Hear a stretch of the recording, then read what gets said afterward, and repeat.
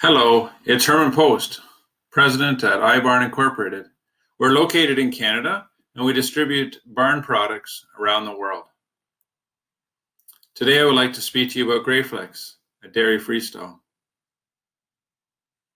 It's important when you design a freestall that you would consider the cow and how she behaves in her natural environment, to consider how the cow would move around if she were on pasture.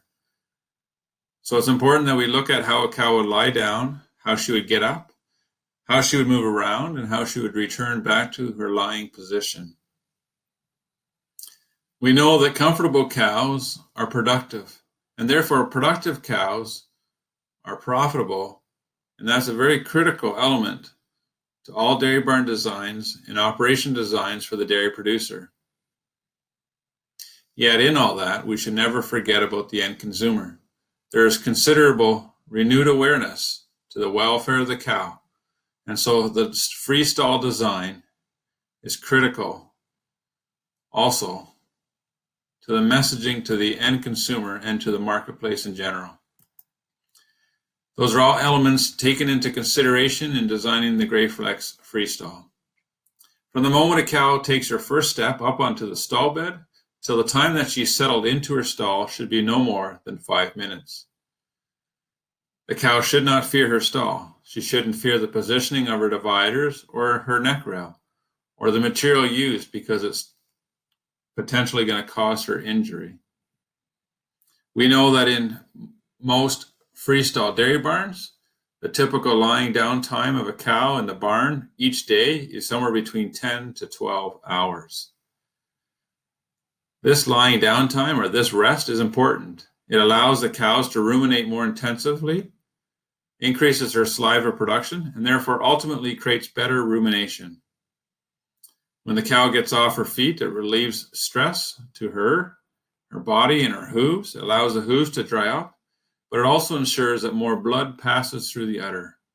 And we know that there's a direct correlation between the increase in lying time of a cow in her stall to milk production.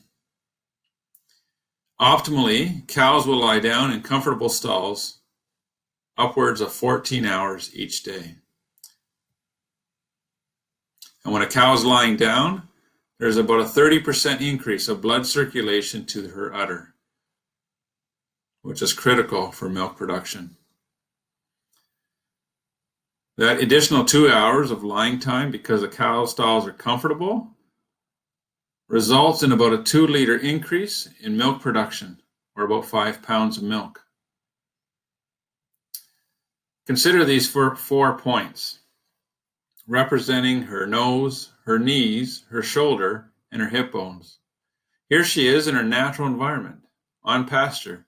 Consider how she lunges forward, raises up on her rear legs, and then stands up. This is her natural movement. And so it's important that her freestalls allow for this to happen, allows for her to lunge forward and not be inhibited in doing so, and allows her to stand up.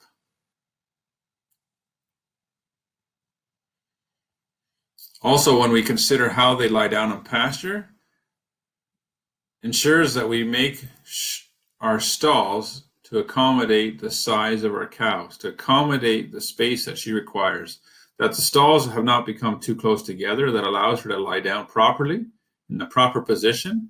And so that impacts the space between each divider, the width of her stalls, as well as the positioning of the neck rail or the brisket board, so that she is properly lying in the stall, not too far forward or not too far back.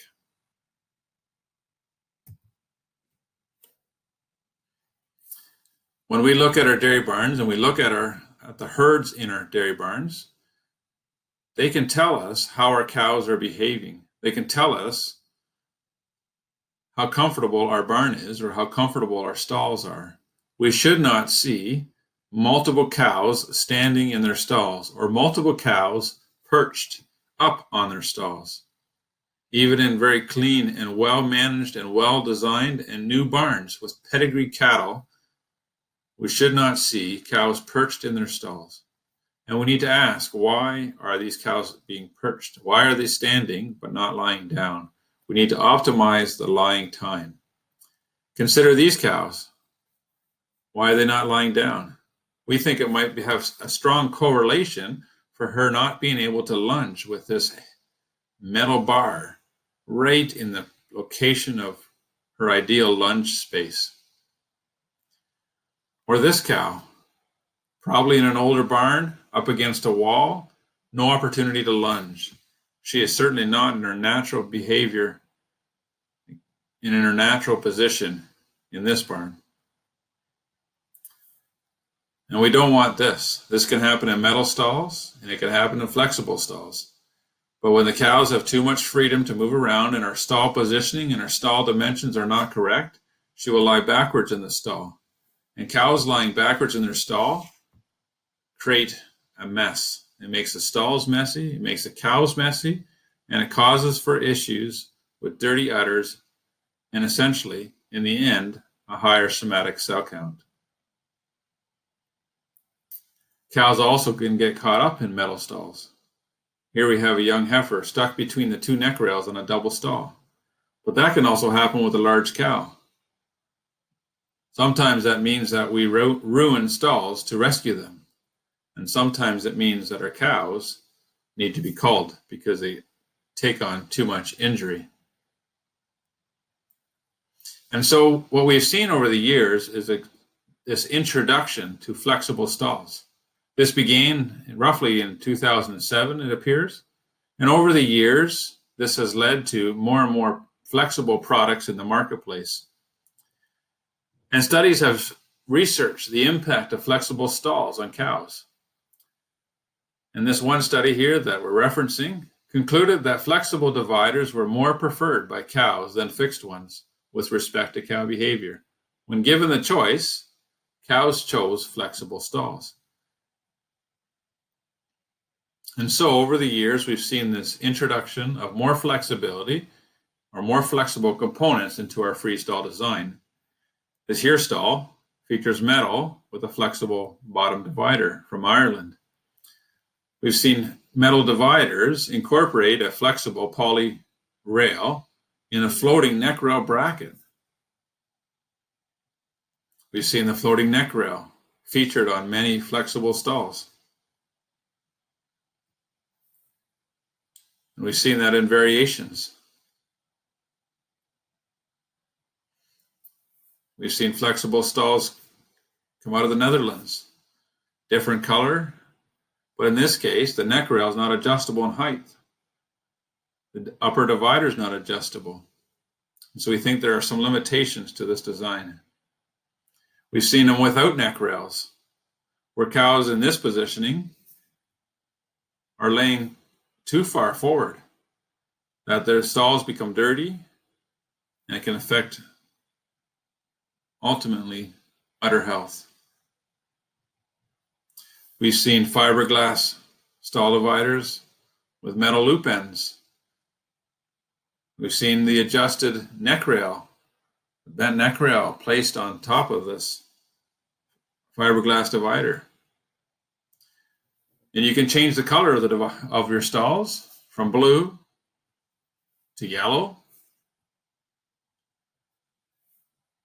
But that doesn't necessarily change the function of the stall or its ability to properly position the cow. Consider this cow lying here on a diagonal. Her stall is bound to get dirty if she takes a shit. And if she were to stand up, she's caught underneath the divider next to her. And then we've seen the introduction of rubber stall dividers. They make for some funky coloring in your barn, but ultimately we should be first considering the cow's positioning and the effect on the cow. Consider how these dividers are just bent to accommodate the cow in the position she chooses, but also consider how dirty they are and how dirty the stalls are. So we sat down and we said, what are we missing? How do we make the free stall to be better? How do we incorporate the flexibility, but ensure that cows aren't lying backwards or that the product isn't inferior?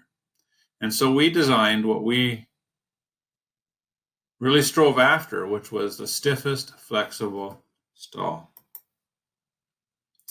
And we think it comes down to the Goldilocks principle. We all know the story of Goldilocks and the three bears. Ultimately, she had three beds to choose from. The one bed was way too hard. The other bed was way too soft. And in the end, she chose the bed that was neither hard nor soft, but was just right. It was so good that she was found lying in that same bed, sound asleep, when the three bears came back home. And so we consider it to be much the same when it came down to freestall design. On the one hand, the industry standard has been steel stalls. But steel stalls are very hard and very rigid. Cows can fear them. It can limit their lying time within the stall. It can shorten their life if they sustain injuries. And on the opposite side, we can have a flexible stall, a stall that's too soft, too flexible, such that cows will take advantage and turn around in them, or that the product doesn't stand up, doesn't have the longevity it requires to be efficient in a dairy barn design. And so our goal was to find something that was more hybrid, that incorporated more steel, but retained some of the flexibility, or was flexible, but was stiffer than all the other options on the marketplace. Try to design a stall that was just right. And so here we have our Greyflex stall design. And here you have a schematic of our Greyflex freestall. In many cases, it appears to be similar to other brands, but don't be fooled. There's some very significant differences. First off, we don't use the floating neck rail. We believe the floating neck rail to be a fatal flaw. It allows the cow to lift up the neck rail, which ensures that her positioning is not optimized. We don't want the cow too far forward in her stall.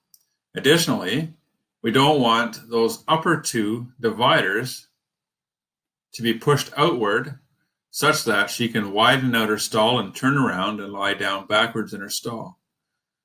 So we maintain that our neck rail is in a fixed position with the upper dividers. Another key component that we would really like to highlight is that our lower brackets, or the brackets that connect the poly divider to the post, are significantly larger. They are 379% longer in length.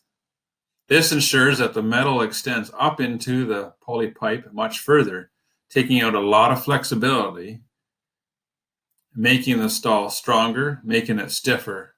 This ensures that the cow is properly positioned, but it also ensures that the poly pipe stands up stronger and we don't get failure. We have experience for several years with another brand, and we did not like seeing these types of warranties where pipes endured stress such that white lines developed right at the end of the 8-inch bracket. Or where in cold winters, the pipe would simply snap or break out. And so we've ensured that our design is more than adequate. It adds a little bit extra metal, adds a little bit extra cost, but we think it ensures that the product will stand up long into the future, and ultimately ensures that our cows are properly positioned, that their health is optimized. You will notice that there's a gusset on there. That gusset serves two purposes.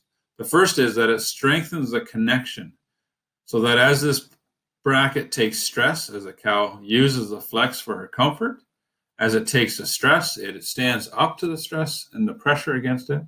But the second function of this gusset is that it positions the start of the poly rail. Ultimately, this allows for us to use a single post on a double bed. In this situation, our competitor's product requires two posts. That increases the cost of your stalls. By using one post and by using our bracket with a gusset, we ensure that there's not too much poly divider in flex on the bottom rail. Ultimately, this is what we do not want to see. We don't want to see cows backwards in stalls. And so by adding that larger bracket to the bottom dividers and stiffening our stall system and using a fixed neck rail, we ensure that there's enough resistance that the cow is positioned properly in her stall. And so there you have it, a hybrid solution. Not too hard and not too soft or not too flexible. Just right. Flexible for comfort, resistance for her positioning, and strong enough to last. Just too simple. The stiffest, flexible stall. So let's consider some of the benefits of getting our stall design right. When the cow is properly positioned in her stall, and she doesn't fear the stall such that she lies down quickly and easily upon entering the stall, she's not shifting around, trying to get the exact position to lie down without getting injured. Then we have less bedding being shifted out of the stall, less sand being shifted out of the stall, saving on bedding and sand. Again, with the proper positioning in the stalls remain cleaner.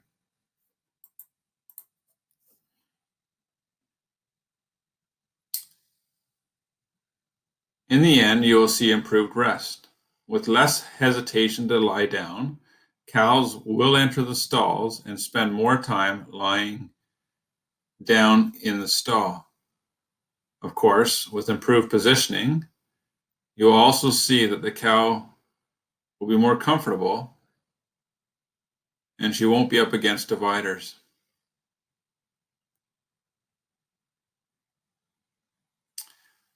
Some of the other benefits that we focused on in a redesign of the stall was to ensure that we always used quality products.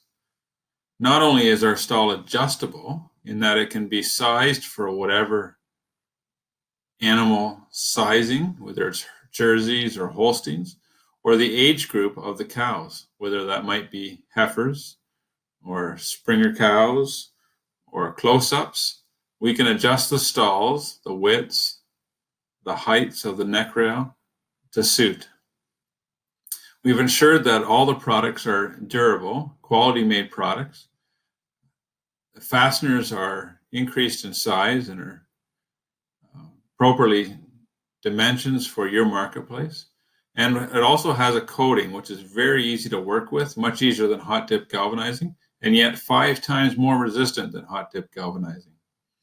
And therefore, our product can ship really well, and it is also very, very easy to install. The net result is that in the end, you'll have healthier cows. Cows that are not sustaining injuries, cows that have better udder health, and ultimately, one of the metrics that drives revenue and profitability in a farm is that you have cows with better longevity. And we're still turning heads. I'd like to speak about one last feature of our product. Our products feature what we call a spot of color. We found it to be a shame that farmers were making decisions based on color, where a stall was being turned down or chosen because the color fit the barn well and matched up with their milking equipment. And so ultimately, we decided to make all our stall dividers to be gray, much like the metal dividers, the standard in the industry. And we thought we would just add a spot of color. And so we offer capping to the end of our dividers that come in either red, green, or blue that can be suited to your preference or your dealer's preference. We think that makes the barn look pleasant. It doesn't mean that your barn is overpowered by a stall brand, but it has a nice blend of gray stalls with a spot of color. For more information, please check us out at www.greyflex.ca. On there, you can also attain a quote or certainly contact one of our dealers or ourselves, and we'll put you in touch with our network. We continually strive to cover the world and are growing our presence in the marketplace. If you are a dealer or a distributor and you seek to represent our product, please reach out to us We would love to speak to you. Thank you.